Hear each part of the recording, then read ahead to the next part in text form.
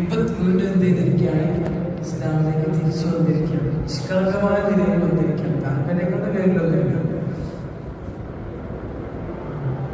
അപ്പൊ അദ്ദേഹം മനസ്സിലാക്കിയെടുത്തോളം അദ്ദേഹത്തിന്റെ സംസാരത്തിനും അദ്ദേഹത്തിന്റെ പ്രസംഗത്തിനും പിന്നെ അദ്ദേഹത്തിന്റെ കൂടെ ഇരുന്നപ്പോഴൊക്കെ നമുക്ക് മനസ്സിലായ ഒരു സംഗതി എന്താണെന്ന് വെച്ചാൽ അദ്ദേഹം നല്ലപോലെ ഖുർആനും ഹദീസും ഫിഖ്ഹും പിന്നെ അതിന്റെ അനുബന്ധങ്ങളൊക്കെ നല്ലോണം പഠിച്ച ആളാണ്.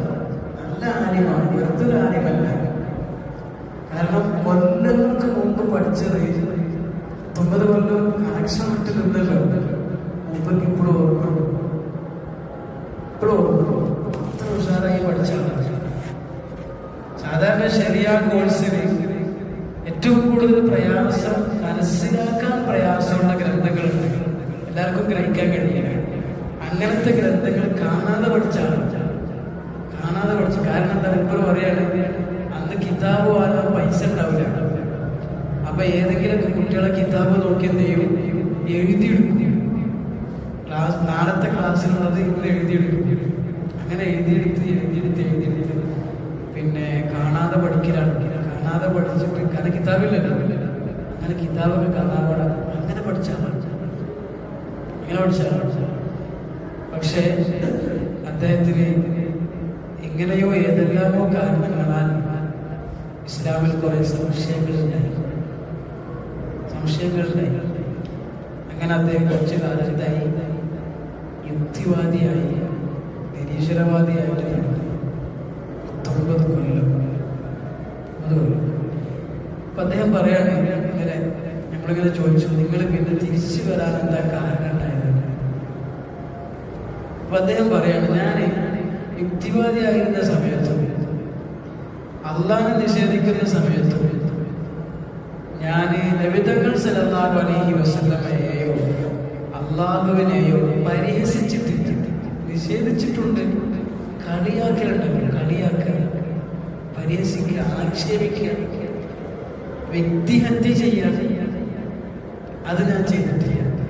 ഒരു പറയാണ്, ഞാൻ മുഹമ്മദ് നബീനെ പറയുന്നു. എന്ത് പറയില്ല? മുഹമ്മദ് ഞാൻ പറഞ്ഞിട്ടില്ല, മുഹമ്മദ് നബീനെ പറയുന്നു. ഒരു പറയാണ്, സല്ലല്ലാഹു അലൈഹി വസല്ലമ കൊണ്ടുവന്ന ശരീഅത്തിൽ, അതിനാണല്ലോ എനിക്ക് സംശയം, അതാണല്ലോ എനിക്ക് അംഗീകരിക്കാൻ പറ്റാത്തത്. നിബിധങ്ങളുടെ ഹദീസുകളിലാണല്ലോ എനിക്ക് സംശയം, അതാണല്ലോ എനിക്ക് അംഗീകരിക്കാൻ പറ്റാത്തത്. എന്നാലും ഒരു വ്യക്തി എന്ന നിലയിൽ, ഒരു മനുഷ്യൻ എന്ന നിലയിൽ, ഒരു സംസ്കാര സമ്പന്നൻ എന്ന നിലയിൽ, ഒരു കാരുണ്യ നിറഞ്ഞ മനുഷ്യൻ എന്ന നിലയിൽ എനിക്ക് ആട് ബഹുമാനം ഉണ്ടായിരുന്നു. നബിതങ്ങൾ സല്ലല്ലാഹു അലൈഹി വസല്ലമയുടെ ബഹുമാനം ഉണ്ടായിരുന്നു. ഞാൻ മുഹമ്മദ് നബീനെ പറയുന്നു. യുക്തിവാദികളെ പറയില്ല, കളിയാക്കിയിട്ടാ പറയില്ല, ഇരട്ട പേര് വിളിച്ചിട്ടാണ് നബിതങ്ങളെ പറയാം. ഞാനത് സൂക്ഷിക്കുമായിരുന്നു, അത് ശ്രദ്ധിക്കുമായിരുന്നു. പിന്നെ പറഞ്ഞു, എല്ലാ ദിവസവും ഞാൻ ഒരു പേജിൽ ഖുർആൻ ഓതുമായിരുന്നു. എന്തിനാണെന്നറിയോ?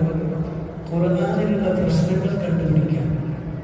ഖുർആനിലുള്ള പ്രശ്നങ്ങൾ അതിൻ്റെ ഗ്രാമറുമായി, പിന്നെ ഭാഷയുമായി ബന്ധപ്പെട്ട്, ആശയങ്ങളുമായി ബന്ധപ്പെട്ട് അതിൻ്റെ വൈകല്യങ്ങൾ കണ്ടുപിടിക്കാൻ വേണ്ടി എന്ത് ചെയ്യാം? ഖുർആൻ ഓതാൻ ഒരു പേജ് എല്ലാ ദിവസവും ഇങ്ങനെ നടന്നിരുന്നാണ്. പക്ഷെ എന്ത് ചെയ്യില്ല? പരസ്യമായിട്ട് വ്യക്തിഹത്യ, ആക്ഷേപം അങ്ങനെ ചെയ്യില്ല. ഇസ്ലാമിനെ കുറിച്ച് കുറെ സംശയങ്ങളുണ്ട്. ആ സംശയങ്ങൾ ജനങ്ങളുടെ ഇടയിൽ പറഞ്ഞ് ആളുകളെ സംശയത്തിലാക്കി കുറെ ആൾക്കാർ ഇസ്ലാമിൽ ചെയ്തിട്ടുണ്ട്. ഇയാളുടെ പ്രഭാഷണങ്ങളിലൂടെ വിട്ടുപോയിട്ടുണ്ട്. നൂറുകണക്കിന് ആൾക്കാർ ഇസ്ലാമൊന്നും പോയിട്ടുണ്ട്. ഇവർ പറയാണ്, തിരിച്ചു വരാനുള്ളൊരു കാരണം പിന്നെ അദ്ദേഹത്തിന്റെ അനിയൻ 30 വയസ്സുകാരി പെട്ടെന്ന് മരിച്ചുപോയി. പ്രത്യേകിച്ച് കാരണങ്ങളൊന്നുമില്ലാതെ മരണം ഒരു ഷോക്കായി. രണ്ടാമത്തെ കാരണം പറഞ്ഞത്, ഖുർആനിൽ ഒരു ജുസ് തുടങ്ങുന്നത് എങ്ങനെയാണ്? ربما يود الذين كفروا لو كانوا مسلمين ذرهم يأكلوا ويتمتعوا ويلهوا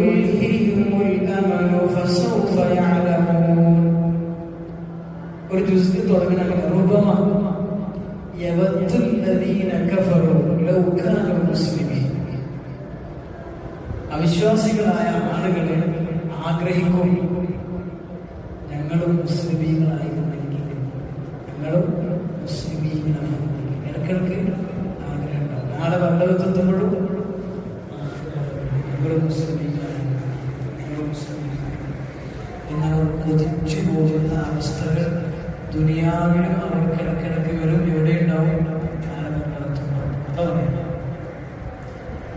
പക്ഷെ അവർ ഇസ്ലാമിലേക്ക് വരില്ല, ആഗ്രഹിക്കും വരില്ല. അല്ല പറയണത് നബിയെ താങ്കൾ അവരെ വിട്ടേക്ക്,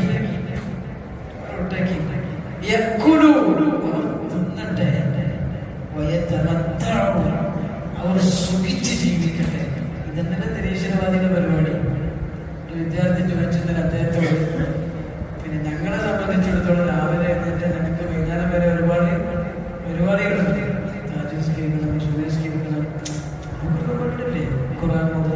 ചെയ്യണം, ഫ്രീ കഴിയും. ഈ യുക്തിവാദികൾ എങ്ങനെ ഒരു ദിവസം കഴിച്ചു കൂട്ടാൻ എന്താ പണിയിട്ടാണ്? എന്താ പറയണത്? എന്റെ പണി മൃഗങ്ങളമാരികളാണ്. എന്റെ പണി വേറെ പണിയില്ലല്ലോ. അവർ തിന്നട്ടെ, അവർ സുഖിക്കട്ടെ. ദുനിയാവിനോടുള്ള ആർത്തിയും അത്യാർത്തിയും അവരെ അല്ലാഹുവിൽ നിന്ന്, ദീനിൽ നിന്ന്, ആഖിറത്തിൽ നിന്ന്, മരണത്തിൽ നിന്നൊക്കെ അശ്രദ്ധമാക്കിയിരിക്കുകയാണ്, ഗഫ്ലത്തിലാക്കിയിരിക്കുകയാണ്. അതിന്റെ അവസാനം എന്താ അറിയോ? എന്താ പറയാതെ അവർക്ക് പിന്നെ കാര്യം മനസ്സിലാവും, പിന്നെ കാര്യം മനസ്സിലാവും. ഇവർ പറയാണ്, ഒരു ആദ്യം പ്രസംഗിച്ചാൽ അത് യൂട്യൂബിലിട്ടാൽ കൂടിപ്പോയാൽ അതിനൊരു വ്യൂസ് ഇട്ടാൽ എത്രയായിരിക്കും? 1000, 2000. എന്നാൽ ഒരു യുക്തിവാദി എന്തെങ്കിലും പറഞ്ഞ് യൂട്യൂബിലിട്ടാൽ കുറഞ്ഞ സമയങ്ങളെ കൊണ്ട് അതിന്റെ വ്യൂസ് എത്രയാവും? ലക്ഷക്കണക്കിന് ആൾക്കാർ കാണും. എന്താ പറയുക? കാരണം അതിന് പ്രത്യേകിച്ച് ബാധ്യതയൊന്നുമില്ലല്ലോ. ഒന്നും അത് കേട്ടാൽ പ്രത്യേകിച്ച് അമൽ ചെയ്യേണ്ട അല്ലെ? അത് കേട്ട് വിചാരിച്ചിട്ട് പ്രത്യേകിച്ച് ഒന്നും ചെയ്യാതിരിക്കണ്ട. ഒന്നും ഹറാമാണില്ല, ഒന്നും നിർബന്ധമാണില്ല, ഒന്നും സുന്നത്താണില്ല, ഒന്നും കറാഹത്താണില്ല. ശരിക്കൊരാനന്ദം, കേൾക്കാനൊരു രസം. അതുകൊണ്ട് കേൾക്കും ആൾക്കാർ. പക്ഷെ പ്രസംഗം കേട്ടാലും കുറെ ചെയ്യാനുണ്ടാവും, കുറെ ഒഴിവാക്കേണ്ടി വരും, കുറെ നിർബന്ധമാവും, കുറെ ഹറാമാവും, കുറെ കറാഹത്താവും. ആർക്കും വേണ്ട. അത്രേ ഉള്ളൂ. യുക്തിവാദം, മതനിരാശ, നിരീശ്വരവാദം, ലിബറലിസം, സ്വതന്ത്ര ചിന്താഗതി, സർവമത സത്യവാദം, അങ്ങനെ പറഞ്ഞ കുറെ പരിപാടികളുണ്ടല്ലോ. ഇതൊക്കെ ആകെ തുക എന്താണ്? തിന്നുക, കുടിക്കുക, ഉറങ്ങുക, സുഖിക്കുക. വേറെ എന്തെങ്കിലും ഒരു തേങ്ങയില്ല. ഒരു പറയും ആദർശത്തായിട്ടൊന്നല്ല. ഇവരെ ഭാര്യയും മക്കളൊക്കെ എങ്ങനെയാണ് ഇസ്ലാമിലേക്ക് തിരിച്ചു വന്നത് എന്ന് ചോദിച്ചു. വന്നിട്ടില്ലേ ചോദിച്ചു. ഇപ്പോഴും അവർ യുക്തിവാദത്തിൽ തന്നെയാണ്. ഇപ്പോഴും പറയാണ്, എന്റെ ഭാര്യയും മക്കളൊന്നും യുക്തിവാദികളായിട്ടുണ്ടായിരുന്നില്ല.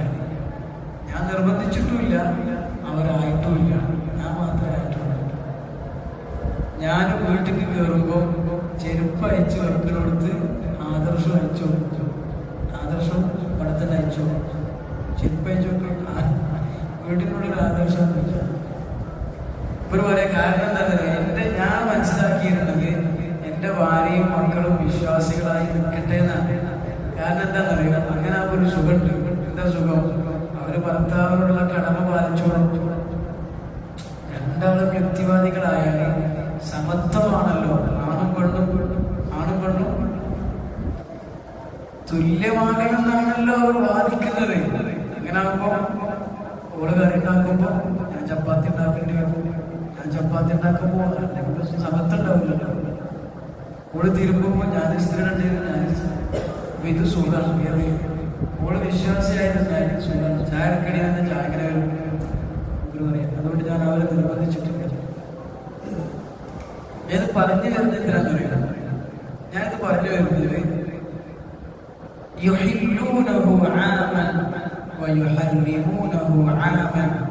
ليواتئوا عدة ما حرم الله فيحلوا ما حرم الله زين لهم سوء أعمالهم. ഇന്ന് ഇവർക്ക് സാമ്പത്തികമായ സഹായങ്ങൾ ചെയ്യാൻ വലിയ വലിയ രാജ്യങ്ങളുണ്ട്. പറയാം, വലിയ വലിയ രാജ്യങ്ങളിൽ സാമ്പത്തിക സഹായം ഇങ്ങനെ നടന്നാൽ മതി എന്നാണ്. പൈസ നമ്മൾ തരാം. അപ്പൊ അവർക്ക് ഇതൊരു രസമായിട്ട് തോന്നുന്നു, ഒരു അലങ്കാരമായിട്ട് തോന്നുന്നു.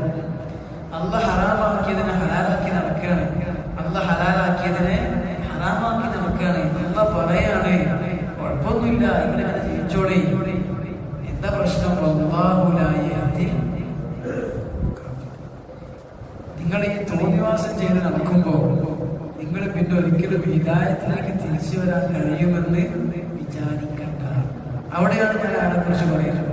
ഇയാള് ഇങ്ങനെയൊക്കെ ആയപ്പോഴും ഇയാളെ ഭാര്യനെ എന്താക്കിയിട്ടില്ല, ഇയാളെ മക്കളെ എന്താക്കിയിട്ട് മക്കളെ മദ്രസയെ കൊണ്ട് ചേർത്തു.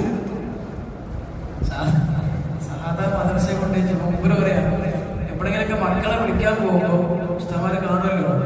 അപ്പൊ ഉസ്താമാര് കാണുമ്പോ അഖ്ലാഖിന്റെ പാടായിരിക്കും, വിഷയം അഖ്ലാഖായിരിക്കും, അഖ്ലാഖിന്റെ പാഠം. പക്ഷെ ഇയാളിങ്ങനെ വരുന്നതാണപ്പോ കുട്ടികളോട് ഉസ്താദ് വിഷയം മാറ്റും. മാങ്ങയാണോ ആദ്യം ഉണ്ടായത്, അണ്ടിയാണോ ആദ്യം ഉണ്ടായത്? ഇയാളെ ചൂടാക്കാൻ. പക്ഷെ ഇയാള് ദൃശ്യം കൊണ്ട് ചേർത്ത് മക്കളെ വേണ്ടാത്ത പഠിപ്പിച്ചില്ല, ഭാര്യനെ വേണ്ടാത്ത പഠിപ്പിച്ചില്ല, നിമിതങ്ങളെ പറ്റി ആക്ഷേപിച്ചില്ല, കളിയാക്കിയില്ല.